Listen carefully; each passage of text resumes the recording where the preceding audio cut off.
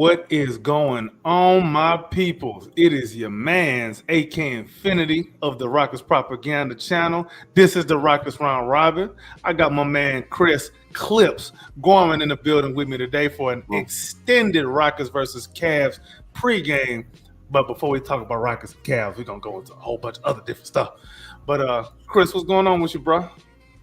Hey, man, busy Saturday. A couple of basketball games. We fell short on one and won the other one.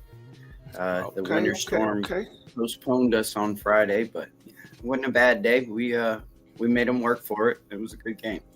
Came out with a little bit of episode away. So cool, man. Cool. How about you? How's your Saturday? My Saturday is, man, I'm running on fumes, bro. I got 3 hours of sleep. I'm running on 3 hours of sleep right now, man. I'm so asleep, bro. Man. So y'all gonna have to excuse me if I'm out of my mind for a second or two, bro. Let's hope that's how the Cavs are tonight. Yeah, we can only hope. But I think they played last night though, didn't they? They surely did. Didn't they get stomped out? Lost. They did.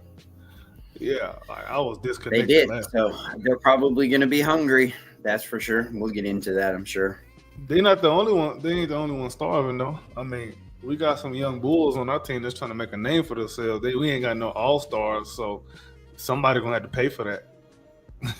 Come on. I like it. Yeah. I mean, would you say this is more of a statement win than the last one? If we can win tonight, would this be more of a statement win? Or with Mobley in, I don't know what happened last night with Dean Wade, but my understanding is he might have got hurt. So we might be looking at a little bit down Cavs team, a little bit different look. So would it be as important, as big of a statement as last time? It's one thing to miss a role player. It's another thing to miss a feature player. Mobley is a feature player for them. Right. So it's kind of like, it's what makes him dynamic, that's what makes him so dynamic. That double big and then those, two quick shifty guards. It makes it such an interesting dynamic. I think it's just a different look. And, is the league figuring it out, or is him coming in and change it? I think in this unique matchup against the Rockets, I think the Amen Thompson factor, being able to guard whoever the hell, is what gave them a problem last time. Because even though Garland can score, he wasn't able to score very easily against the rest of the Rockets defense, which is still goddamn good. So Donovan Mitchell over there occupied with on Amen Island, trying to give himself a prayer for every shot that he throw up, especially that step back three. Honestly, that step back three he took at the end of the game, that last game, was just like, man, I'm tired, man. This dude been on my ass all game. Yeah. I'm not trying to go to the rim because he's probably going to block me. So, yeah. And then Garland got the last couple of shot attempts after that because Amen Thompson was in Donovan Mitchell's grill so hard, they was forced to go to Darius Garland. Yeah. And Tari doesn't have to foul there. We can all go over that. But I mean, I like the aggressiveness, but Tari in that position, guarding somebody like Garland, he can stay in front of him. It's a nightmare for them. All that length is just too difficult. But is that enough to guard them and leave them two off of Mobley? All right, so who guard Mobley? I can see it being Dillon Brooks. Yeah. Be physical with him. Make him regret coming back. Yeah, for sure. And honestly, as much as Mobley's improved, he still has to prove that he can deal with physicality. Number one. Number two, his outside shooting is still, I guess, his Achilles heel. Not that he's terrible, like not on a scouting report as if he can't make a mid-range jumper. He can, but he ain't gonna do nothing for you from the three-point line, and you'd rather him shoot those jumpers anyway because, I mean, he's not in your paint causing chaos all over the place because he's low-key a good playmaker too, which people don't really realize. Yeah, people don't realize that. He was like that at USC too, by the way. which is a reason why a lot of people actually wanted the Rockets to draft him, because he had a playmaking skills as a big, and then we were looking at Christian Wood, and then we were like, you know what, this might be a good combination, blah, blah, blah. Anyway, screw those guys. The Rockets would have beat some Cavalier ass tonight, man. Well, before we get into all of that, yeah, we're supposed to get into the other. I know you got a few things you want to touch on, and we can get our hands on that. Well, I wondered, last time I think we talked about Fred VanVleet, and we talked about whether we needed to make a move, whether this was the playoff time, was if we need to go after it or if we just need to stick with what is. I believe you were on the stick with what is group. And at the time I was on the go get something group. And I believe a lot has changed since Jalen has come on and actually taken on those duties. The expectations have changed. He hasn't been able to live up to them in the last couple, but I just wonder if there's a move along the margins that we could make that would be worth it, that would maybe provide not only the developmental look that we kind of still want to see, but also they could provide some playoff time help. With Robert Williams, somebody I'm thinking along the lines of a shot blocker, rim protector, lob threat, something that gives kind of a different look for Ime to use. Yeah, something we don't have. Right. And that's something I think that, we can get for the TPE, give them that. And, a couple of picks, couple of second rounders, which we have plenty of. And right now we don't have any need for any kind of second round draft picks. I mean, even our little G League is kind of stocked with some decent players. I know we got off of one. And who was it that we traded? Nate Hinton for Daishen Nix? I think it was. I don't want to say that name, man. I'm not going to say that name on live. I missed it. Yeah, maybe too early. But yeah, I mean, I'd just be curious what your thoughts are on, trying to get somebody, along the margins, try to kind of at least extend the expiring contracts or something along those lines. I mean, the good thing is we have so much optionality that we damn near can't really make a move that doesn't make sense unless Stone is just sniffing exhaust fumes and bumps his head and makes a really asinine deal, which I don't think he's going to do. I think he's a little bit too smart for that. What's bonehead? Bonehead would be getting off one of the young guys for a rental. That's bonehead to me. So like that Breacher Report or that Bill Simmons Whitmore for Robert Williams type of deal you brought up on the last one. Man, listen, Bill Simmons convinced me that when he said he's going to go powder his nose, he means something else. Yeah, man. I'm sorry, but that proposal was absolute garbage. Man, that was terrible. Way, and it really kind of telltale, and I think y'all brought this up, you and Utility Sports guy, what's his name, Sheldon brought a great y'all brought up great points. It kind of proves that they don't really watch us because, that might have been an interesting conversation about 2 weeks ago.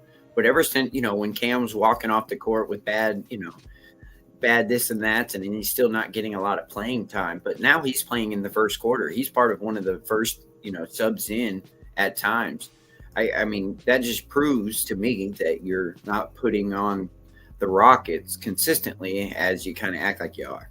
And I did a good job of highlighting that. It was perfectly well said. Is that, if you're not watching them on a day-to-day basis, you wouldn't know that Cam has really turned it around and has become an integral part of our winning lately. And, we need him. Absolutely. We do. We need his electricity. We need that coming off the bench.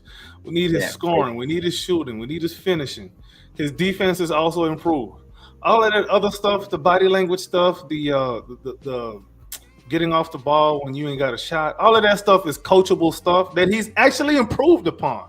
Yeah. He's going to have a relapse moment every now and again. That's going to happen, but we can't zoom in on that. We got to zoom out and look at the big picture. Where is he today as opposed to a couple of weeks ago, a month ago, a year ago? That's what's important. And Cam is progressing. So, All of the other stuff I don't really care about. I'm not moving off of Cam because he had one bad moment of body language. Or That's one bad probably- shooting night. Or 10 bad shooting nights. shooting night. Or he's 4 for 14. So if he's 4 for 14 in his 22 minutes, they tell me his game he didn't lose no confidence. Good. Yeah. He kept shooting. Yep. Good. Let shoot. Because when he stops shooting, when he stops taking stabs at his superpower, that's when you know you broke somebody. You don't want a player that's broken. Absolutely not. And Ime Udoka has done a good job of balancing, hey, we want to win and we want to develop you guys at the same time. He's done a very good job of balancing that.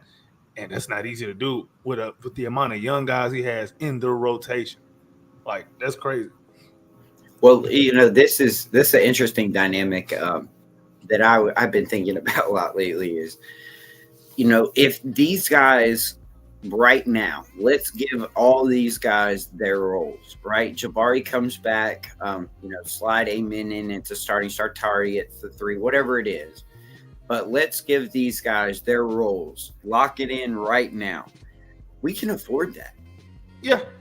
We afford it. Cam Whitmore is a microwave scorer off the bench for $20 million a night, or $20 million, 20 points a night.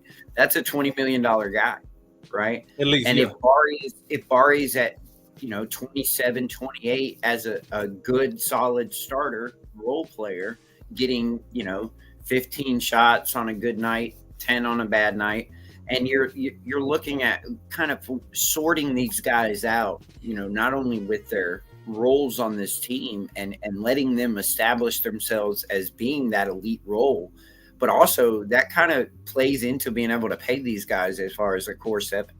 If Reed finally steps in his 3rd year and he's a decent backup point guard, then we're talking about being able to afford Reed. We're being able to afford him at $20 million, and he'd be happy to receive that. And the contracts, as they jump 10% for the cap. So I just been noticing, since the start of the year, I think Frank said it, and he talked about patience, and I kind of did give that's kind of been in my mind this whole time. When I saw Jalen start off well and then taper off, it was able to I was able to look at it in a microscope of patience, but I was able to also look and say, like you said, the optionality is there, where if he does fail, we can get it off of him. We can get rid of him. We had a tradable contract. Şengün. We have a fail safe for everything except Şengün. I think Şengün is the only guy we don't have a fail safe for. No, I believe we do, because he's on a workable contract, and he's a guy that kind of brings in his own fan base. If you kind of look at it from a business standpoint, if you were to ship him to Portland or Washington, they can kind of feed on the turkey stuff. They'll feed into Shin Hub, and go get a Bogdanovich to play with them or something and kind of play off of that European League stuff. I mean, what I'm saying is that there's a way and there's a business with that value. Okay, I think I see what you're saying. All right. Right. I don't believe that in no way that you couldn't, if you were going to have to shop it, I still think he's got plenty of value no matter what. I mean, if he ends up being a 15-8 and 5 guy, 15-8 and 4 guy, I mean, that's still valuable around the league, especially somebody thinking, Yeah, I agree with that. But as far as what we can do at the trade deadline, man, let me say it like this. Let me say what I would do, because I have no idea what I think Stone would do, because there's just too many options. What I'd probably do, man, as much as it's cool to have a lob threat like Rob Williams come in and be a shot blocker as well and really fortify our defense, I don't even think that that's something that I would look into as a first priority, because our defense is already stellar. We already don't give up a lot of points in the paint anyway, as it is. So what I would do is I would look for somebody I'd look for another playmaker. I think that's probably more important for our offense or for the team in general. Because when we struggle, look what happened when the Cavs went zone. Yeah. If you got another reliable playmaker in the game, you don't got to worry about a zone bothering you so much, because even if you don't have shooters, you got a reliable playmaker in the game. They'll be able to figure that thing out, get guys in the right spots. Hey, Shangoon, you come up here to the free throw line, and we're gonna attack the zone that way. That's the soft spot. He's gonna draw attention, probably at least two people. Somebody gonna be probably open, cutting down the baseline, probably a Man Thompson. And not having another playmaker, I think. Having another playmaker, I think, is more important. You sound like somebody that I thought we brought Fred in there, right? Like, isn't that what our point guard, our $40 million point guard is? And it's not necessarily a Fred thing. I think when Fred sits, that's where we have the problem. Sometimes. It has gotten a lot better lately, and I mean a lot better, but it's still not exactly where we need it to be. And it's probably not going to be like that this season anyway, because we're still a work in progress, even albeit at the 2 seed. We're still a work in progress. But if you really want to make a serious run in the playoffs this year, that marginal move could really be – it would look more than like just a marginal move when you actually see it in high leverage situations. That's just something that I think. But I wouldn't be mad at a Rob Williams type of move. That's cool too, but I'm not going to triple down on a strength. I would more likely want to, attack a weakness that we have. Well, let's attack it from the angle of Ime Udoka. What would Ime Udoka do? Oh, of course he want Rob Williams. He want another guy who's going to, go in there and scrap. He want another defensive player. That's what. Do you think he would want? And I agree with you. I absolutely agree with you. When you say that, do you say somebody at the backup point guard position, like a Brogdon, or are you talking about that's what I'm thinking a backup bucket getter? Just somebody who can come off the bench for either Fred or Jalen, make plays reliably, get a bucket or get someone else a bucket. Yeah. That's really it. And we ain't even asking too much. Because if people haven't noticed, Holiday's not in the rotation no more. We don't even play a backup point guard. Yeah. We don't even play a backup point guard. Although Jalen has stepped into that role, pseudo backup point guard, sort of. And Amen Thompson, too, they kind of been tag teaming that whenever Fred sits. But when the playoffs come, when Fred sits and you say you want to have a man running point, all right, I guarantee another Western Conference team is going to figure that thing out really easily. Better believe it. Jalen's not going to take a step back. I noticed it in the last couple when his shot wasn't falling. He wasn't going and getting the ball. He needs to have that just overbearing confidence sometimes where it's like, hey, look, I know I might not be hot tonight, but I'm going to have to shoot our way into something. And if it means that I'm going to have to take a couple of jumpers to get Şengün a little more space to get him the ball, then so be it. I'd like to see him be able to, really actually take over even when he's not. He needs to go look for it. I feel like he really takes a step back and backs up when he's struggling early in the first quarter. They try to get him going. And when he's not getting going early, as he hasn't in the last couple, it seems like it's been until the fourth quarter till he's really starting to be aggressive. And I feel like he just needs to attack a little bit more, try to flush these things home, try to get to the line.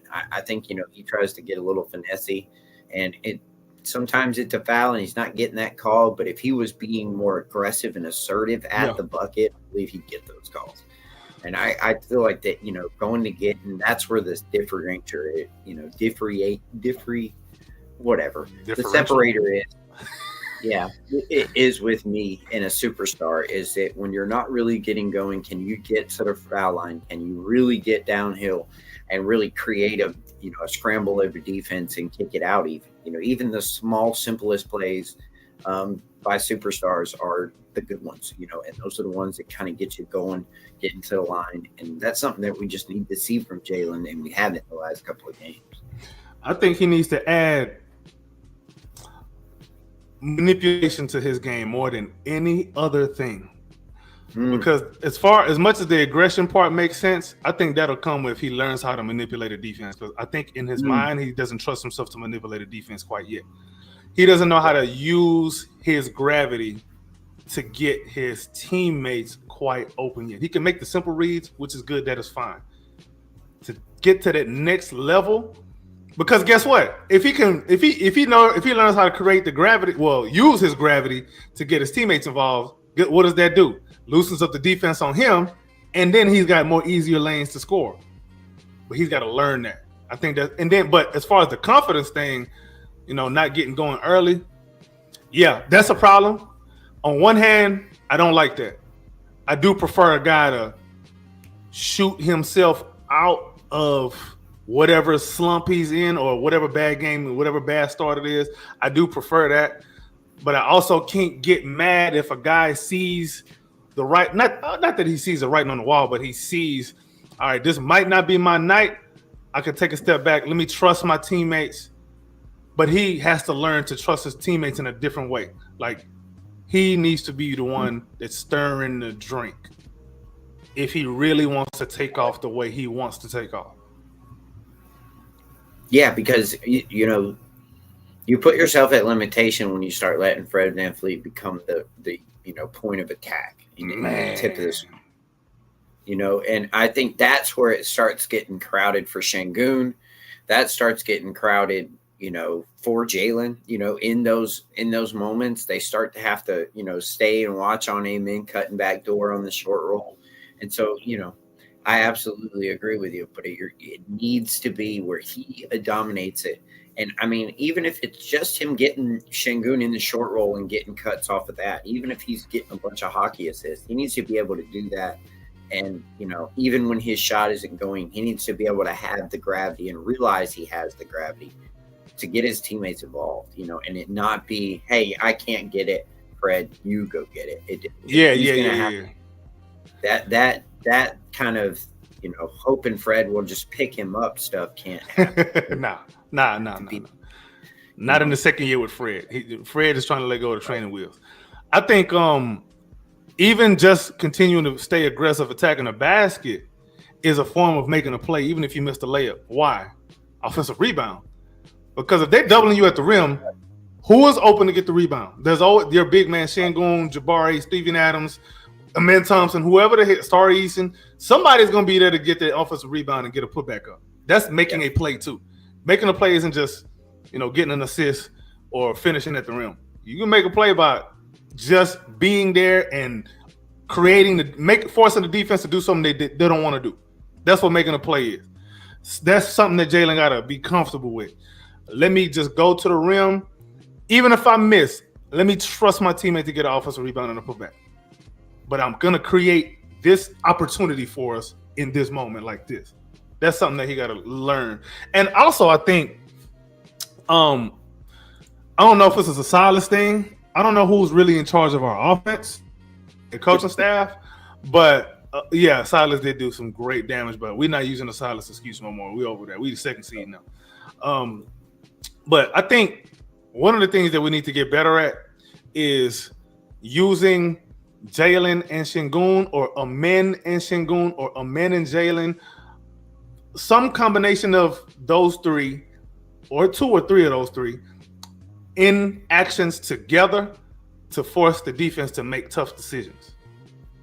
You got to be able to build an offense around that.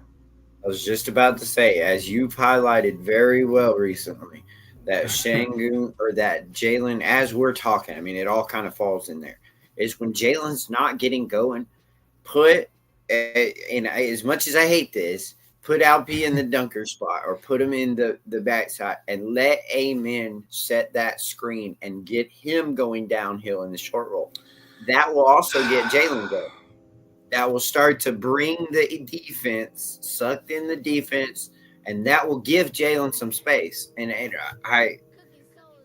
let the truth be told. As the older I get, I try to tell myself I'm not like my dad and I don't scream at the screen. But I was screaming at the screen the other night and it could not get going. And I was screaming, AK's been yelling it. AK's been saying it. If they would just want to get Jalen getting downhill or get Amen going downhill, they would both start to see some little bit more space. And I just knew it. And they never went to it. They never did it. They started to try to get Fred, getting Shangoon going again. Just kind of frustrating to see, to not try to get your two biggest athletes involved in an action, at least, a little bit, especially when you have a very unathletic team in Cleveland. That was frustrating. I'll say this too. I really, I'm not the type of guy to pick on players, but the Dylan Brooks fit is starting to look a little nasty on both ends. It's starting to look a little nasty. It is. The defense has been looking really rough. He looks hurt. I hate to say it because, man, I like these. I like players like Dylan Brooks, bro. I like players like that. They get under people's skin and be ready to fight at the drop of a hat. I love those kind of guys. But when we just talking from a basketball point of view, man, it's really looking like he's gonna be the odd man out come the summertime. I don't think he's going nowhere at the deadline, but in the summertime, as early as draft night, don't be surprised. Hey, is he just? Is it that, or is a reduced role more in line with what Dylan Brooks might be able to thrive in? If you were to, and this is a time to do it, right? Like, when Amen comes back, if you were to just insert Amen or Jabari. Yeah, well, when Jabari comes back, if you were to insert Amen into that 3 spot and play Jabari as the 3 and kind of play that Dylan Brooks role that he plays now, and he kind of be that, that safety valve shooter that he kind of is used to being anyway, I wonder if that wouldn't be more of a give Dylan 22 minutes and allow him to be a lot more aggressive on the defensive end. I think he's trying to play for the fourth quarter and play a fourth quarter style of defense where he's not as physical in the fourth as he is, or in the first as he is in the fourth. And it just, he just looks a step slow. And I wonder if you just cut his minutes back, let him go, have a little more stamina, let him not have to, let him not burn out. Maybe that's what he's doing. So you're not necessarily saying to bench Dylan, just cut his minutes some. No, bench him. Bench him. Yeah, let Amen start. You talking about when Jabari come back?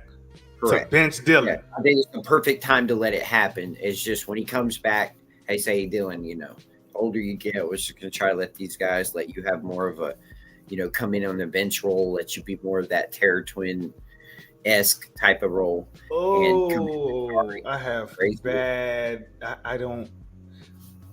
Yep. In theory, that sounds good, right? Here's the problem. If you don't have somebody coming off the bench with Dylan to get him shots, what's Dylan going to do?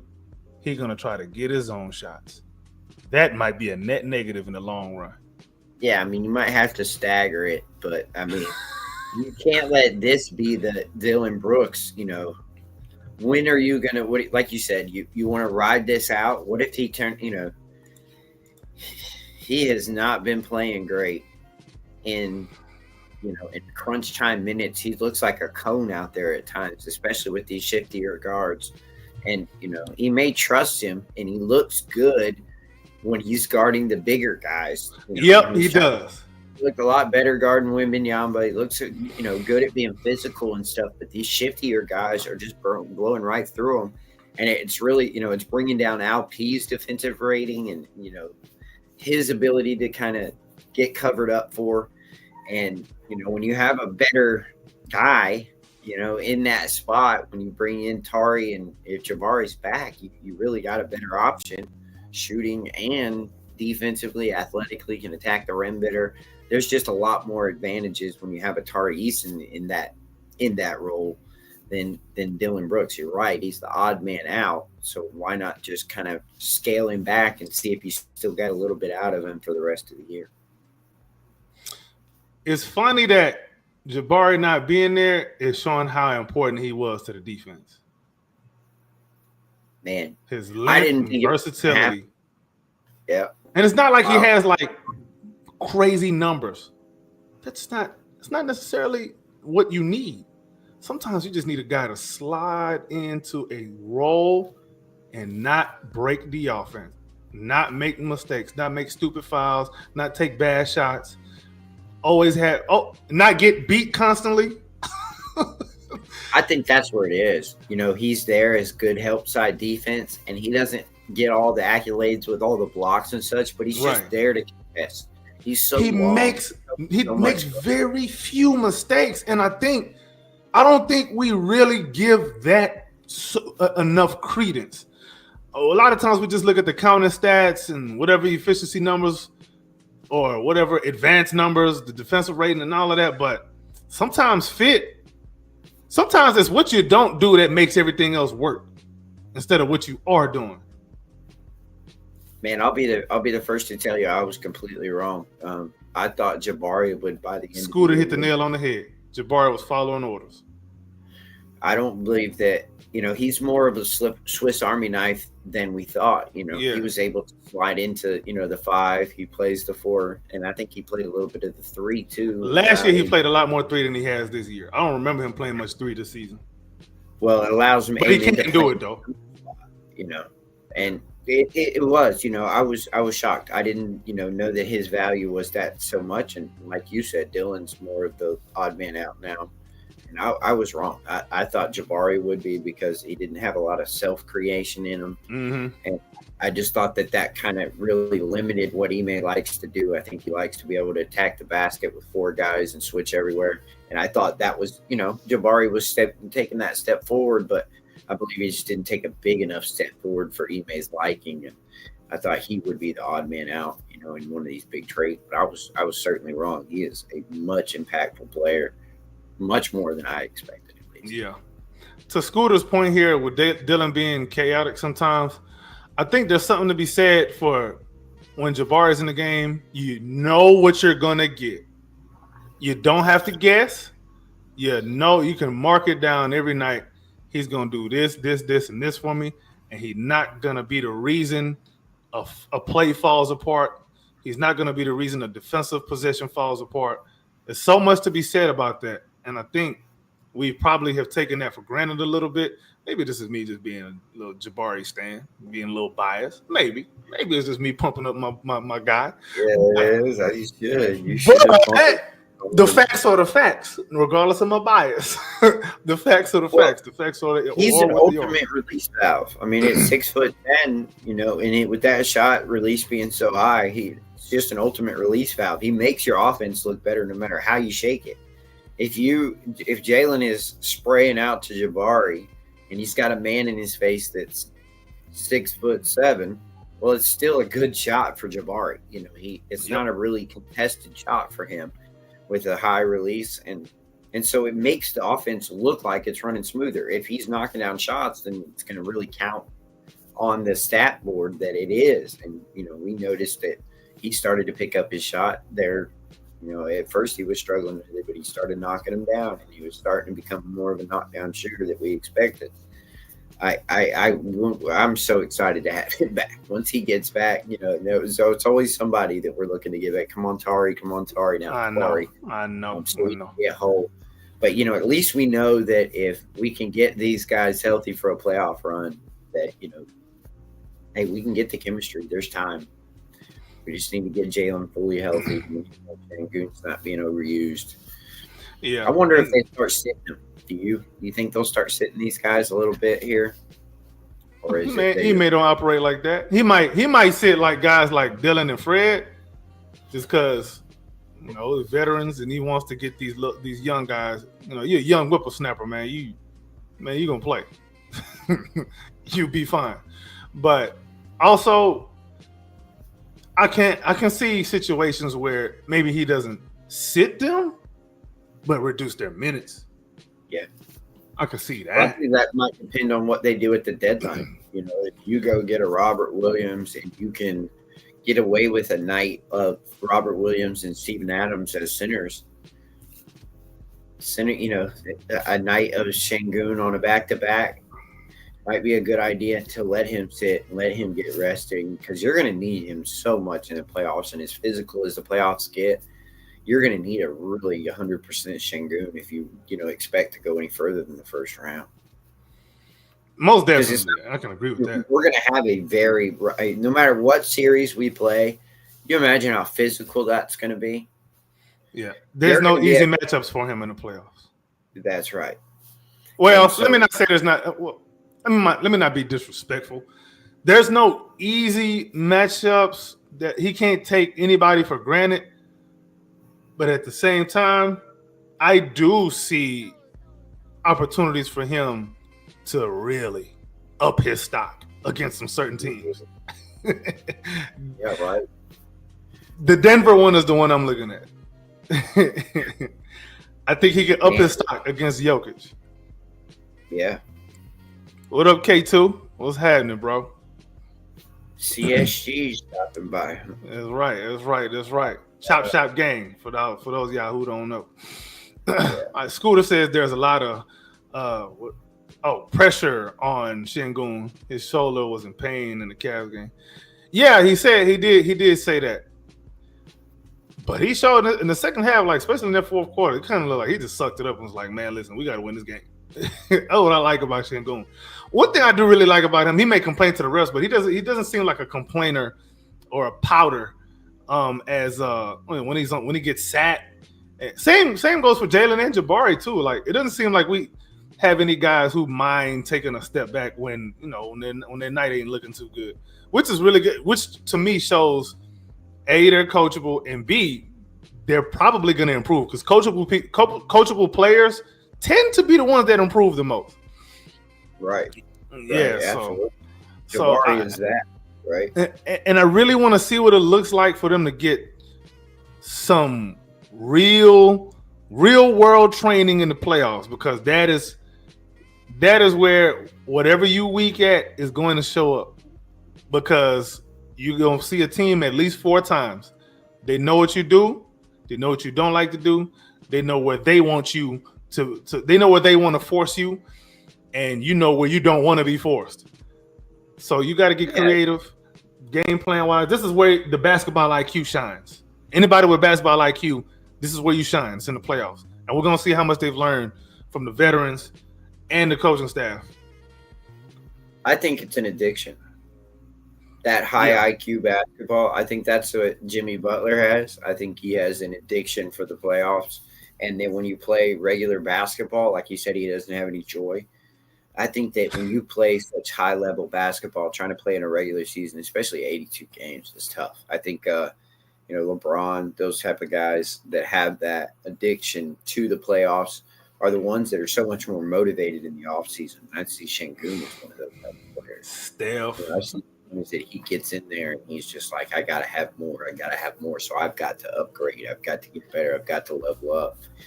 And let's go there. That's something that I wanted to bring up was the playoffs. I know you discussed it a little bit, and I know it's all matchup dependent. But what I'm really struggling to see, this style of playoff or basketball is the playoffs, right? Like this is what we talk about is that grit, grind, slug it out, such a playoff type of basketball. And I know that we struggle in the half court. I understand all that, but what stops us from being that? Why are we not that Cinderella team that come in there and hit you in the mouth and beat just about anybody in the playoffs? I mean, we've had success against Oklahoma City. We've had success against, some of the top teams, Sacramento. Well, not Sacramento lately, but Memphis. They still don't scare me. Like the whole Western Conference, I think we match up pretty good against everybody. I don't like the OKC matchup. I ain't gonna lie. I don't like that one. Well, I mean, that's never going to be you're never going to like your matchup, of course. But as far as OKC, I agree to an extent. But, you really have the ultimate Shea stopper, right? And if they're going to need Shea, that type of man. He said the ultimate Shea stopper, man. I think we do. I don't think a bullet will stop that guy. No. And when I say that is Oklahoma City, number one, to me, I still haven't seen what they need to win playoff games, right? Like when have we seen J-Dub step up and win a playoff game? They're going to need somebody yeah. to win a playoff game for them. It is not going to require Shea cannot pick this team up and carry him through a playoff game. Matter of fact, we just had his first 50-point game. Yeah, finally. I think I know he plays well for it, but I wonder how well their style matches up for the playoffs. With a lot of role players taking a lot of threes, you're asking guys to be on from all the way around. Let me ask you this. I got a question. Do you think at any point in the play, or let me not even word it like that. What do you think would force Ime Udoka to change his starting lineup in the playoffs? If anything, if he felt like he was forced to, what would be the reason? I think he'd have a different option, right? He would have a better option or a better matchup. Somebody. So it won't have nothing. So it wouldn't necessarily be somebody is struggling or somebody is like really being a supernova off the bench. It wouldn't be anything like that. It would just have to be matchup dependent. No, I could see him. I don't know. He seems pretty happy with his rotation type of stuff. Like once he finds something, does he likes, sticks with it. Well, okay, true. When the Terror Twins were working, that was the Terror Twins. You saw them come in together, and they were the Terror Twins. Now we don't see that because Amon's broke up, and so he's trying to find different ways to to keep them out there together. But they don't play as the Terror Twins so much anymore. So I just wonder. Yeah, I mean. And the reason I ask is because it does kind of seem like he is searching for some kind of backcourt rotation that makes some sense, but also still allows guys like Cam and Tate to get in the game because they've been really impactful.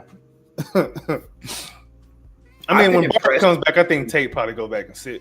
We just thank him for his service, but I've been impressed when he's been using Cam. It seems like lately he's been using Cam at just the right time when the offense starts getting. So I wish he would have used him a little bit more in the fourth quarter in the Cavs game. But man, he's been doing a good job of bringing Cam in and getting him shots when he immediately. I mean, I don't think Cam needs help getting shots up though. Well, but I also believe. Getting Cam up timed, the time when the offense is looking like it's kind of bogged down, bringing Cam in is the perfect complement, the perfect answer to a bogged down offense is bringing Cam Whitmore, right? Like, remember how bad it was in the first half of the season where we had times where we couldn't get the ball, we couldn't even hardly get it close to the goal without it being some type of step back 3-pointer that it was off balance or something like that. I just remember thinking, man, Cam could get a better shot, right? Like sometimes I believe Cam is the perfect answer for our type of offense. I mean, sometimes you need somebody that just does not have any hesitation going out there looking at the shot.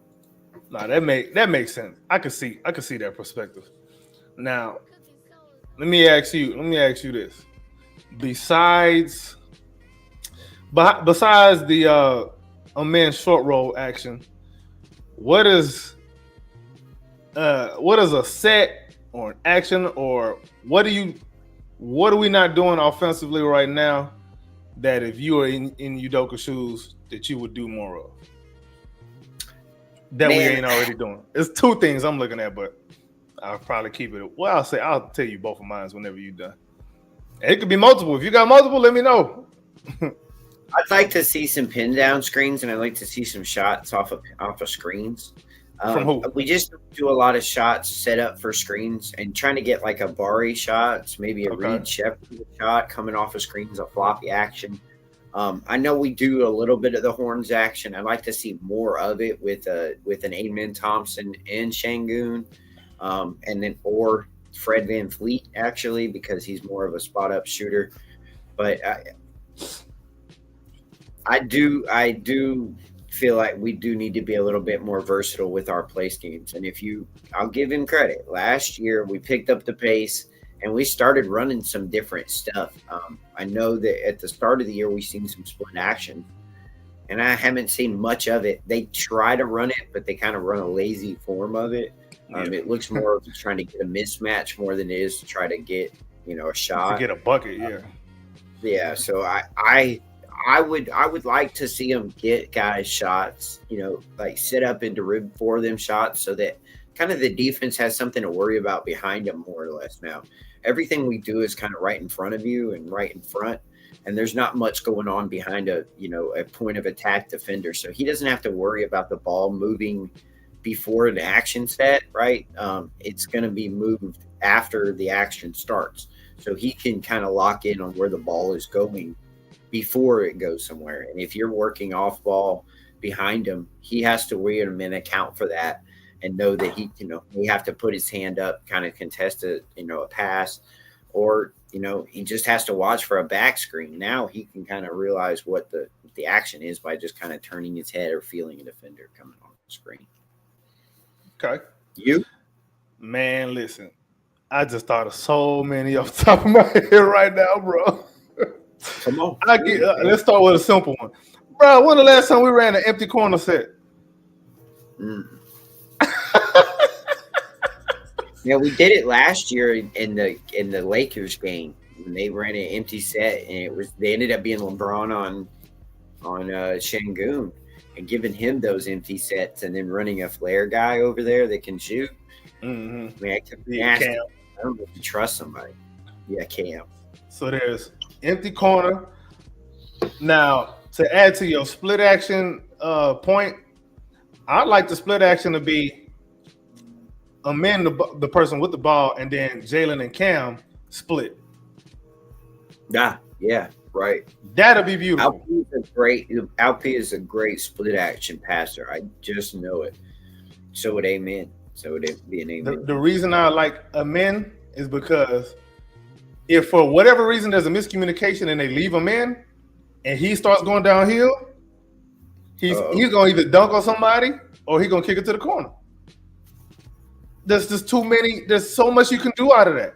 I just think we don't get creative enough with Amen Thompson's skill set. We just don't. We don't run enough stuff to get him going downhill. We don't.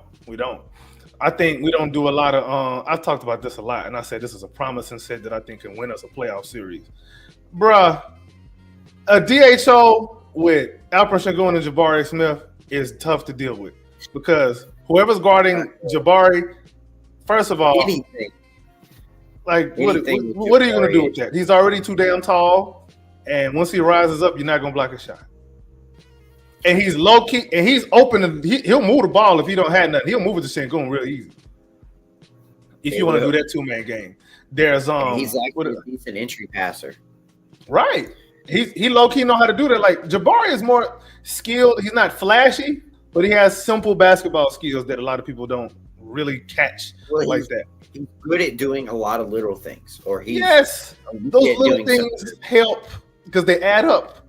A lot of little things add up to a big thing. If you gather enough crumbs, you're gonna get a loaf of bread. Yeah, and that's what Jabari is. Got maybe one of the best box. I mean, other than Şengün, I said, man, Adams. I would say he's the best one at boxing out, and he's the thinnest. Right. He's putting on a little weight, but man, you seen his daddy? Yeah, this daddy a big boy. That's what gives me all kind of confidence in Jabari that he gonna grow, and he got his fundamentals down. If he grows and adds some size and still remains with that same type of skill set, I mean, he doesn't really have a lot of athletic or vertical pop, so you don't need, he doesn't act like he needs that. So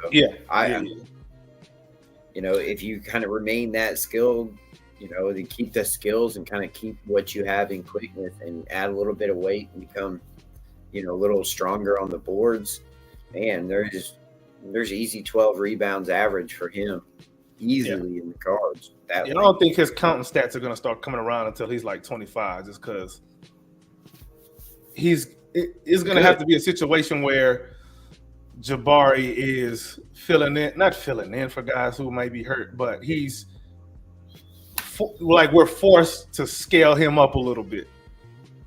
Right. Then we're gonna start to say, okay, I didn't know that he could do more if we gave him more, because look at the little crumbs that he gets from the offense. He does a lot with a little. He does the most with the least on the team. He's always an afterthought on offense, and he never complains. And every time you call his number, he delivers. So it's like, a guy like that, you kind of want to see if there is anything else that he can add to you. Like, if I scale him up three more shots a game, how does that look? Oh, next year. Let's do that after we pay him, and we pay him the role player type of money, and then we get him on a good deal, right? Instead of it being I see you, Stone. I see you. I see you. So he needs to stick right there, 10 to 13 shots a game max. That's all he ain't even getting that. I know. He getting 8 shots. I'm looking at Dylan's shot attempts, and I'm like, Jabari should be eating his shot. They should swap shot attempts. I've been saying this all season. They should be swapping shot attempts. But whatever. It's just counting his percent off every time. I'm telling you, man. And then the last thing I think, this is probably not, the modern NBA probably won't like it, but we have the personnel to run the triangle offense, or at least triangle set. We got the personnel to do it. All you need is a big man that is willing to pass. You got guys that are not point guards that are willing to pass the ball. That's very true. But I don't know that Ime has the coaching chops to coach it. I don't think that he's the triangle offense type of coach, if that makes sense. We could run He's a couple coached of against it pretty much with Golden State. Pretty much. He's coached against it. If you can coach against it, he pretty much can coach it. I agree he could coach it. But whether you have the triangle offense has worked best with what? The most intelligent guys ever, right? Number one at coach, and having at least a couple of those type of guys on the court. Do you believe we have the IQ, the basketball IQ, in the coaching room, along with the players to do it? Right now, I don't believe so. Maybe in the future, but you're going to really need a little bit more of an IQ leap from Jalen, if you would even go that far. I think the guys who would in certain lineups, you can go to that. Yeah, it doesn't have to be a staple set that we run and generate offense from.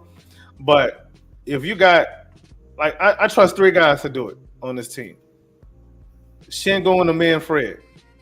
Mm-hmm. Dylan. Those are the 3. No, I don't trust Dylan. He gonna try to hijack the play. No, come on. No, I'm not doing that. I wouldn't even run it with him on the court. I'm sorry, I wouldn't. I'd rather run it with Tari on the court than Dylan. Cause Reed too, but he ain't been playing enough. So, man, I think Reed would shine in triangle offense, boy. Lord have mercy. He could play the Derek Fisher role, or he could play the B.J. Armstrong role. For those who are old enough to remember B.J. Armstrong, John Paxson, Steve Kerr. Yeah, Reed. I forgot. That ain't this year. But again, that would, like I said, it doesn't have to be a staple set. It could just be something that we could go to in, let's say, in sets where Fred is not in the game and you want to get Reed some action.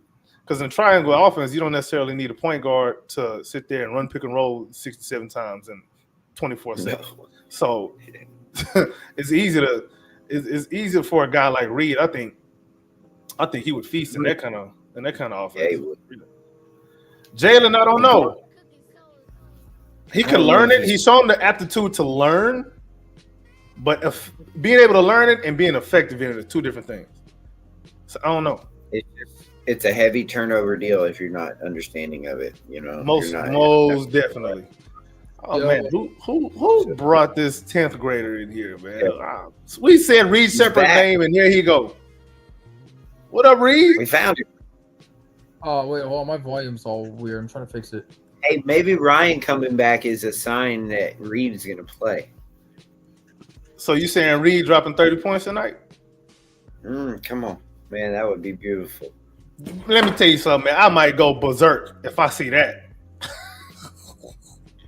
He'd get yanked at. I know he'll get yanked for Fred. I'd be so pissed. On y'all, sorry. Nah, you good for now. I want you to hear when we start roasting you, bro, because you need a good roasting. You can't hear nothing. Okay, so damn it. On that Cam Whitmore. Just fine. Scooter. Got it. Woo! Wait! Oh wait! Yeah. Walmart. All right, before I forget, on Cam Whitmore, one thing that I noticed, and this is just from coaching, I noticed when I was coaching my very first kids game this year, is that, man, I looked on my bench at one time and I said, man, if I just had a Cam Whitmore, if I just had somebody that was just not scared or not just willing to say, you know what, I do not care. I am shooting this thing. Man, if you could have a Cam Whitmore, I think he made Doka having a guy that he knows going to go. How old were the kids you were coaching? 11 and 12 and 13. Yeah, bro, you weren't about to have a Cam Whitmore on that team. I need one. We need one that can just shoot it. They around your age, Ryan. They what? They around your age. Yeah, I mean, it's okay. I'm under 21. Bruh, whatever. Yeah, clearly you're under 21. Your face is naked. No, you might be closer to 50 than I am to 30. So, no, I ain't old enough to be president yet. But when I am, I might run. When you are, I'm gonna lose, but I'm gonna make a lot of people laugh, and I'm good with that. I will send you my vote because it will not be going anywhere else. I appreciate it. Better than the other options. Oh wait. I don't even know what side I would run on. Like, what makes more sense? Which side would make people laugh more? Which one is more funny? The one that bans the Warriors forever. Oh, you got to go independent so you can talk about both. Man, you're right. I might have to, so that both sides will hate me, and I'm good with that. Yeah. Whatever side bans the Warriors is the right side to be on. K2 say, hold up with the 50-year-old comments. My fault, gang. Hey, man. K2 probably a level 3 vice lord or something, bro. Like, he gonna say there's people after you while you sleep. Oh, man. Dog. Yeah, no, I've been on the hiatus for a long time. You know, I just got off winter break. I'm at a new school now, and I'm back on the Rockets grind. No more, what was it, Mizzou? Yeah, no more Mizzou. What happened, bro? Why you leave them, bro? That's a journalist school. Because I went to another journalist school. Oh, well, okay. I can't. Found out his real age. And now people know my name, know my college. Yeah, don't dox me, please. Oh, dang, KT, you just turned 50 in December? Damn. That's cool, man. You'd be surprised, and you know this. A lot of folks your age don't even know how to do this. Like, get on YouTube and make comments on a live stream. You'd be surprised. But I ain't got got to do it, AK, don't you? Ooh, I set myself up for that, didn't I? Yeah, you did. You walked out, bro. I set myself up for that one. I walked right into that. Yeah, I shouldn't have threw you that alley. You shouldn't have threw you that alley, man. Well, yeah, bro. It's okay. You'll open yourself up, bro. No Diddy. I had to make sure I say no. Not need to say no Diddy, bro. Hey, man, listen. I got to cover my bases, bro. No baby oil. I cover my bases. But anyway, but yeah, man, it's about time we can start talking about a little bit more of this Cavs game. So Ryan, you really came in time. Matter of fact, since you last, you finna be first.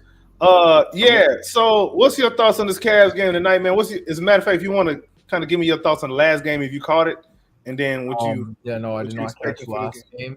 My thoughts on this game are: I hope that Darius Garland stays as consistent as he was from the free throw line last game. my thoughts are do not foul. Oh man. I think another thought that I have is bet the over on Jalen Green tonight. Yeah. He got a couple of days of rest. Yep. What they I think Jalen Green is gonna he's gonna go off. I'm saying the shout out to you, K2. Yeah. Reed, I called you Reed. Ryan, you better just leave K2 alone. I'm telling you, because oh boy, goes for you too, AJ. It's just about him, bro. But no. K2 cool, bro. I hate you so much, Ryan. I love, man. But look, like Patrick Beverly said on his Instagram lives, all love over here, man. But you know, I think that Jalen Green is gonna go off tonight. He's gonna have at least 30 points. I think he's gonna have at least 7 rebounds, and he'll probably have 3 assists. I'm calling a good Jalen Green game on about 40% shooting tonight, and that's what I want to see. Update. Okoro, Wade, LeVert, and Mobley out. Oh, Mobley's not playing? No. Another thought I have, even with those people out, is we're still not going to beat Cleveland. Okay. As much as I want to. I hope we do. Well, what makes you think that, though? I'm curious. Yeah. Cleveland is the last game, it seemed like we kind of took I had an interesting thought about that. Is that last game we kind of took it to them for most of the game, right? It wouldn't took but that 5-minute stretch of struggling to score, so they were able to get back. They kind of gave it to us. I think that was taken away from it by the Miss Garland free throws. That if he doesn't, we kind of had control of that game for a long stretch of it until we finally kind of let the reins go when we couldn't score and Fred had to save us. But for the most part, we kind of handled business. And if you give a 30-point Jalen night, and I don't see how we can lose. I can't believe I missed this comment. I wish that you had just missed it. And a little soul. No. Any chance I get to roast you, I'm gonna do it, bro. Appreciate you, Scooter. It left yesterday, so just missed it. Well, we don't have any recollection or evidence that you ever had one. But anyway, yeah. You say what, Chris? Tell us why we're gonna lose, right? Yeah. Why are we gonna lose? I have my thoughts, but I just think the Cavs are a powerhouse, man. I think they're a tough team to beat. They're dogs. They're going to put in a fight that we put against them. I think that what we put in is what we're going to get back from them, right? If we go hard against them, they're going to go hard against us. And I think in the end of the day, if that's the case, we might just get beat by them. As much as they're dogs, we lead the NBA in dog. No, we lead the NBA in dog rating, bro. Yeah, the dogs that they have, one of them is hurt. Isaac Okoro, he hurt. And LeVert, he's out. LeVert, I wouldn't classify him as a dog. No, I'm not saying he is, but he's a good piece off their bench. Yeah, he's a good piece, but when two teams are, I wouldn't say evenly matched, but when two elite teams. Wait. Also, are we home or away? We're away. Yeah, that's also part of it. Yeah. Are we? We're away, right? Wait. Mobley we're away. Starting. Mobley's playing. He is? So BSPN lying, huh? Okay. See, this is why I call it BSPN. They always lying. This thing say Mobley, Cab, listed as questionable. This thing say out. The status is out. Yep. Their sideline reporter says Evan Mobley will play tonight. All right, cool. Let's get it. Let's rock. That's probably going to be why we lose. But I think the reason I would say we lose, though, got to remember, man, last game we turned the ball over 22 times. Did we really? Yes. I thought Fred was calming all that down. Like 2-2? Fred had 6 turnovers by himself. Shocking. I'm not sure he had 6 turnovers. Turnover keeper down guy. I was a fan of Fred, but the fandom for Fred is slowly declining. I'm still a fan, man. I'm still a fan. It is what it is. You got to take the good with the bad, man. They're probably because it'll be Cavs' third straight loss. Oh, yeah. That's what I'm scared of. Hopefully we can pull out the dub. Yeah. Hungry. They're going to be What really, up, really. King? Mobley's going to have somewhat fresh legs, I guess, right? What was he hurt with? Calf. Oh, maybe not. So I don't know how fresh them legs gonna be, and he already got them skinny old legs. So Make him run. So what's the defensive matchups then? Because Mobley playing kind of changes things, but Dean Wade being out, well, he's just a really is. He's just another Shrews, right? Well, Dean Wade kind of big though. Whoa! Pull up this comment from K2. Okay. Come on, dog. 2-2, just 4. So what are you saying? What's the math? Garland, Mitchell, Strus, Mobley, Allen. Okay. 22, 4 years older than me. Damn, So, man. I'd be interested. Would y'all play a double big lineup? Would you bring out Absolutely Adam? not. Absolutely not. No. Really? No. What about I Jock would do that. and Shingu? Don't you want some Jock in your life? Salute, King. I don't want to see Jock. I'd rather play Tate at the 5. I don't know if that's disrespectful or not. That bad? I'm not trying to be disrespectful, but Jock been struggling and Tate hasn't. I'd rather just not see Jock on the court at all. I'd rather see him on the Rio Grande Valley Vipers.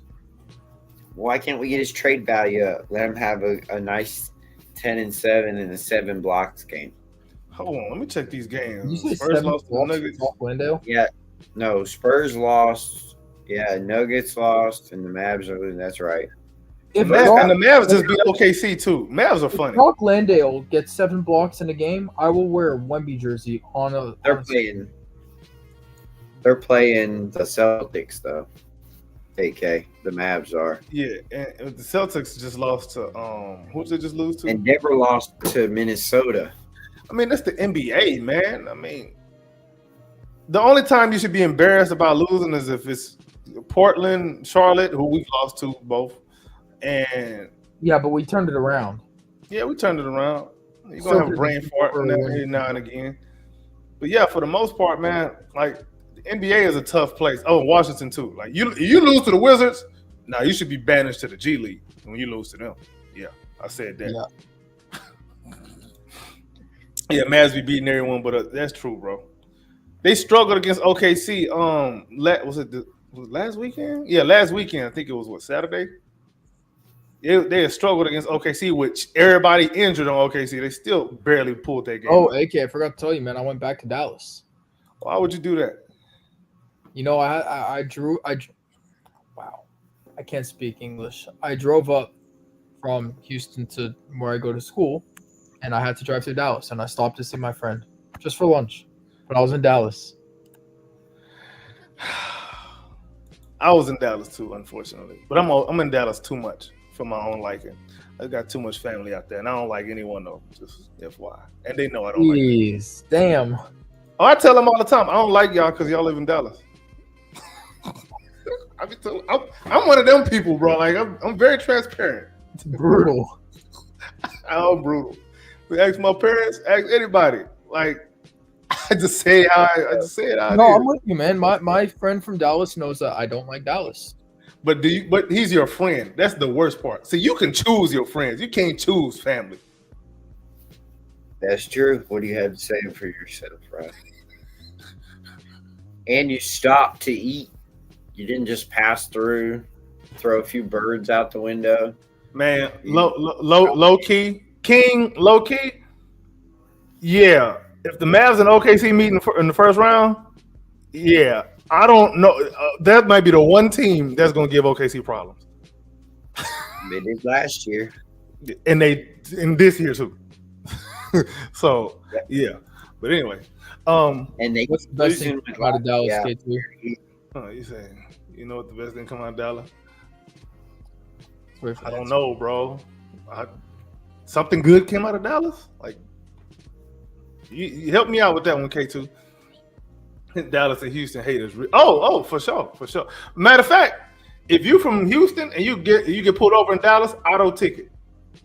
I don't care if you did it or not. Auto ticket. 45 South. You're Yeah. lucky if you ain't get a few elbows. And don't get pulled over in Palmer. You get pulled over in Palmer, auto ticket. Just book it. See, who the Rockets fans hate more, Dacian Nix or Royce White? Dacian Nix, because Royce White ain't even play. Yeah, no, I don't like it. Watch it. I'd rather Royce White and his boogeyman issues with being in the plane than Dacian Nix. Royce White. Oh, you don't remember? Oh, it's before your time, bro. It literally might have been. No, it wasn't before you was born. Might have not been born yet. But you probably was still in Pampers. Yeah. Hold on. Royce White, Houston Rockets. Yeah. While you looking that up, defensive matchups, man. Chris, you want to go through that because I'm having a tough one. I ain't gonna lie. Because I don't even know who's starting 3 for them. Wait, Bruce, I think you gotta have. Who's gonna start? he ran for Senate? Yeah, he did too. Yeah, he's a bit of a weirdo. I ain't gonna lie. Not because of his politics or whatever. It's just him as a person. He's just a weirdo. Just overall. He never played for the Rockets. He was drafted by the Rockets. In And he never 2012. played for a reason. Yeah, he never played for a reason. He wouldn't play because we didn't have a therapist on the bench. Yeah, That's like what I'm reading about he him. was making some weird demands. So he was pretty much what Draymond. What you see as Draymond right now, that's what Royce White was going to be. White weird demands. Yeah, he's a weird guy, man. And I don't mean to sound insensitive if he got like actual mental health issues, but he just seems weird. I don't mean to sound insensitive though. But anyway, Those two sentences back to back don't sound great out of context, AK. I know, bro, but it is what it is, bro. Flip it. My Whatever. bad. Well, it is what Sorry. it is, man. My bad. But anyway, defensive matchups. If they start Max Strus, that's gonna be a problem That's Jalen. because yeah, Oh, it's gonna be a problem for the Cavs because they already too small on the perimeter, bro. So That's you want to who play started. Max Strus? look, as long as That's we who start. win, we Okay. need to win tonight. Because if we lose and the Grizzlies are we tied with them or are they just We're tied right now. Oh yeah, sure. Yeah, Well, they play yeah. the Jazz. If Oh, we yeah. lose, they would have the same. We would have the same record when they play the Jazz. But we're both the Wait, same wait, amount of wait, games wait, wait. behind. Hold on, we play We're the like 29 Jazz and 14. next. So we're 30 and 14. Oh yeah, that's true. Hold on, who do we even play? I think we play the Celtics next to. Yeah, we got to win this game. Anyway, let's drill it down. So Let's go Jalen on Strus. Let me get Jalen on Strus. Let me get Amin on Garland. I mean, Amin on Garland? on mid. No, I'm in a Okay. middle. There we go. yeah, And then I want Fred on Garland. Play physical to start. Dylan on Mobley. And Şengün on Allen. Yep. It's the only way I can think to do it. all right. Okay. You don't have enough size. You can put Amin on Allen and Şengün on Mobley. Yeah, I would rather do that. So how do we attack them two bigs? Then who's playing on Mitchell? No, Amina's on Mitchell. He just said he put Amin on. Oh, you talking about Thurgood? I don't know about that one, Thurgood. I don't know about that one, buddy. I'd rather him on Donovan Mitchell because that's the guy I fear the most. To Look, be honest. y'all, I gotta get going. I gotta start prepping my article for the game. But All right, maybe cool. Post game, I'll hop on. Post your article too when you get a chance. And give us we final four predictions. Yeah. Give me your final predictions, bro. Drop the prediction. Rockets lose by about anywhere from 5 to 1 points. Never mind. We don't want your Green goes prediction. 30 and 7 with We- 3 assists on 40%. You finna write all that up anyway, so yeah. Yep. When you post it in the group chat when you get a chance, Yeah. so I All can retweet it. Yes, sir. Peace. All right, bet. Yeah. So Thurgood, you saying you want to test Mobley's handle? That's not the guy who really. I'll let him handle ball all he want. Mitchell is the guy you don't want to get off, bro. Dylan could test his handles. And he'd be physical enough to play with that, and you still got the quickness of on Mitchell. I'd be okay. Okay, with King say halftime 58-58, final score 116-112. Jalen 24 points, LP 20-13, Amen 15 rebounds, Cam 16 points. That looks very plausible. Reminiscent of the other night. Yeah, it looks very plausible. So two things happened last game that I hope don't repeat themselves. Jalen missing layups, Rockets 22 turnovers. And we were dead even on the rebounds when Mobley didn't even play. So those are like my three keys. Jalen can't be smoking layups. Jalen got to be on point, take care of the ball, rebound. If we can do those three things, we have a good shot to win this game, man. What about you, Chris? I'm there. I'm right with you there. Turning the ball over is definitely a good way to let a team that's smaller and quicker and shiftier get out and run and start seeing the ball go in the hole and start getting them on a roll. And that's, I think, how they got back in the game. And as long as we play our type of game, grit it down, Şengün's got to make his layups too, and he's got to make his free throws. I think that I'd like to see Şengün just really dominate the paint. He hasn't been as quite as his physical, imposing self as much this year as I'd like to see. So I'd like to see him get, a little more physical, a little more imposing, and just, go finish those things. Don't wait, play finesse, and try to finish around him with contact. Finish through contact, and go up strong. Just kind of similar to what I said about Jalen. So I'm looking for a big game from Şengün tonight, more than I would look for a Jalen big game. So Alex, I think Jalen. Go ahead.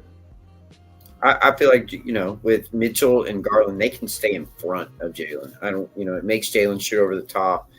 And I think that's where he struggles, is when he can't get it downhill or get where he wants to get and get to his spots. And they play, down. They got low center of gravity, and they can kind of force him where he wants to go. So, I feel like he'd have a struggle with that unless he can get Strus on him and get downhill. It's really kind of a struggle for Jalen in this game, especially with Logan out there. So Alex, you saying Rockets have 8 more? Yeah, I'm looking at the thing. When I was looking live at the stats last game, they had us like dead even at that time. Looked like they updated it. It was dead even on offensive rebounds, yeah, for sure. It didn't even feel like we won the rebound battle, though. It didn't even feel like it. Like the feel of that game, it felt like we was getting beat, but we weren't. I think it's because of them damn turnovers. Yeah, and it just kind of got out of hand. I mean, we had a good hold on it, and then when we, started the end of the third and started the fourth, we just couldn't put the ball in the hole, and then they were able to get some in there. Amen. I was trying to see Amen guarding again, right? Yeah. Amen guarding again so much. It was just kind of, he struggled after that last one. Cade kind of put, some moves on him. And it was good to see Amen kind of lock somebody up and make him shoot. So, yeah, Cavs had, to King's point, Cavs had 13 turnovers last game. So we can get them to 16 this game. It'll probably be a good look for us to pull that one out, man. Who are your X factors for the night, man? Who's going to be the X factor for the Rockets? Who's the X factor over there for the Cavs? I'm going to give it Strus. It seems like they've always been able to find the ball to those guys, those shooters off in corners and things along those lines. And I just feel like they find the ball. And every time we play a team like that, those corner shooters just end up with the ball, and those 3-point shooters get a chance to shoot. I'm going to go Strus, and then I'm going to go Cam Whitmore. I mean, I believe that we need that spark off the bench. I believe when we have a clog, you can put him out there and he'll unclog it for us. So, I really do think Cam's our X factor and only kind of real chance we have to win.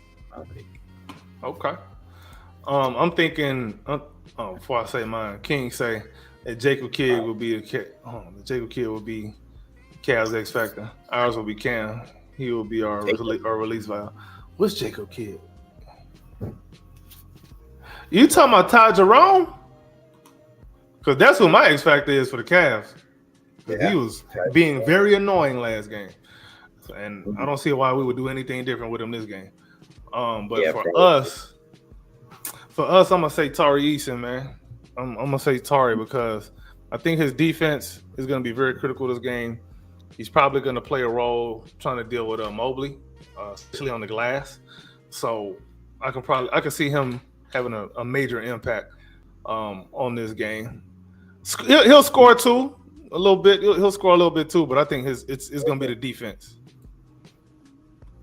Yeah, I want Şengün to make at least 10 assists and his teammates to make the open shot. If teammates hit open shots, that's easy 10 assists. All day. God damn it. If I was Şengün, I'd be mad at these dudes sometimes. Like, bro, you messing up my assist game. I'm supposed to be in the All-Star game, and y'all sitting here screwing my numbers up, man. So he messes his own self too. Yeah, he does. Yeah, we're missing the layups. Oh, okay, yeah. I thought so. All right, cool, King. I think he's getting in. You think he's getting in? You said what? Think Şengün's getting in? No. You don't? Ain't no Rocket participating in All-Star Weekend. Amen's going to be the Rising Stars. Is he? Yeah, I hope so. Yeah, I feel like they're going to, if they let him. I just don't. That's cool. Yeah, I forgot about that. I don't think want the Rising Stars to win it so that they can get Wemby in it, right? Like they're going to want them to win their rookie game so that they can be in Wemby going to be at the All-Star game. Yeah. Yeah, so I don't know, man. As far as the Şengün thing and the All-Star thing goes, man, listen, here's my take on All-Star Weekend, the whole thing. I don't care for it, man. I haven't cared for it in at least, I want to say 15 years or so. It's been a long time since I really cared about the All-Star game, man. Especially the way it is now. These dudes are not serious. They don't take it serious. Number one. Number two, it's a popularity contest. You got some dude being there, man. So that designation to me doesn't hold any weight. What's more important is All NBA. That's more important to me. That holds more weight to me. The accolades. That's a more respectful and reputable accolade to me, because when you start putting fans and media and giving them that kind of power to put them in positions, you're going to have the wrong guys showing up in the wrong spots, because these dudes got agendas, and then these dudes with bigger fan bases, whether or not they like what was Zaza Pachulia doing up in the top 10, top 5 at one point? Like why? What are we doing? Proves your like it's stuff like that. I don't want nothing to do with that stuff. I don't care for it. It just doesn't do anything for me.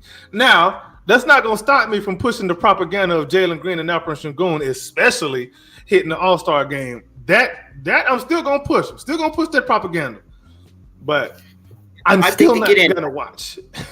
I think Alp gets in this year. I think they always have that over who? That one card at the end of the bench guy, that we feel bad for him. Has never been. What was it? Sabonis last year, and what was they were the Kings are at the top of the West or pretty close to it when they gave him that spot. So I think that's something that they just kind of give to the top of the team, and there's just an easy chance to do it on the wild card spot right here. They did it last year with Sabonis. I think they do it again with Alp. I think they just kind of let him in. Kind of the try hard guy at the end of the bench that they gets 30 minutes in the game because he's fun to see, and you let Turkey be able to turn it on once or twice. So yeah, I think he gets in this year. I think they go with 3 bigs.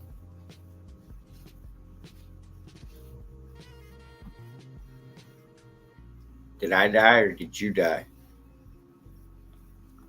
Bro, I don't know what the hell happened. I said NBA media, and they started to come after me. Oh, yeah. See. I want it. Bring it here, man. I'm all about it. Yeah. Let's go. Hey, you scared of y'all? I'm playing. Don't cut off my stream again. I say we'll be able to. They know how to deal with that. Ooh. Oh, Alex, this is a beautiful nickname. Wimpy Wimbunyama. Wimby, where's your mama? That was another good one I heard too. Where's your mama? Hey! Bruh, that is gold. That is gold, dog. The middle guard got so many votes because the casuals think he. That is funny. That's probably true. Yeah, He may that's not. probably He true. may not even get in the All-Star game. Yeah. He's on the coaches' votes now, and the players. They're not gonna vote him in. King, you off the chain, boy. That's all I'm gonna tell you. You off the chain. All right, what do you got? Final score. Oh God. Final score. Let's say I'm gonna say ugh. 112, 110. Rockets? Come on. I'm gonna say Rockets. Yeah. Let's go Rockets, man. Just because I don't see us having back-to-back high turnover games like that, man. It's just not what we do. And I think Ime, when he sees a team twice in a row, he's usually better prepared the second time around. So I think that would probably make some sense for us to pull this one out, man. Yeah. Oh, you talking about Wemby's sister? Yeah, you still off the chain, boy. Oh, boy. Yeah. What you said at the final score again for you? 199. We win. Man, so playoff type game. I want my buzzer beater. Who hitting the buzzer beater? Jalen Green. I say Fred. Okay. Yeah, he probably would, but I want Jalen to hit one, or I want Şengün to hit one. Buzzer beater that gets him in the All-Star game. It's a vote for Kenny Atkinson. Yeah. Come on. Yeah. Okay. Go proper. Boy, Admiral. Now I know. Oh. See, Wemby is a wow. We turning this We're really into about to kick Victor off. Wembanyama slander. I'm with it. Screw that guy. He wearing the wrong jersey. That's right. Big And tall he put French fry. That fist bump. Alex said he just Googled Wemby's sister. He not wrong. What is this turned into, dog? All right, I gotta go. I'm gonna go get some meat before the game. Big time. Yeah, I'm finna go cut me a piece of brownie, man. Yeah, I'm home. Oh, you. All right. I said brownie now. I don't know if you know what I'm saying? The cool brownie. You know. I get down. Oh, okay. Cool. Hey, man, you ever in the H, man, holler at me. I got some of that for you, bro. Come on. All right, will do. All right, y'all. Appreciate y'all for hanging out with us during this pregame. Yep. Appreciate you, Mr. Clips, for jumping on with me today. Let's get to this thanks Rockets for versus Cavs. Swing. All of y'all who came on to watch us during our pregame, be a fool and also be smart sometimes. Make sure you tell your friends to bring their friends, and we can all be friends, and we can do this every weekend. We out. See you at halftime, maybe. Rockets win. Yeah, Rockets dub. Let's rock.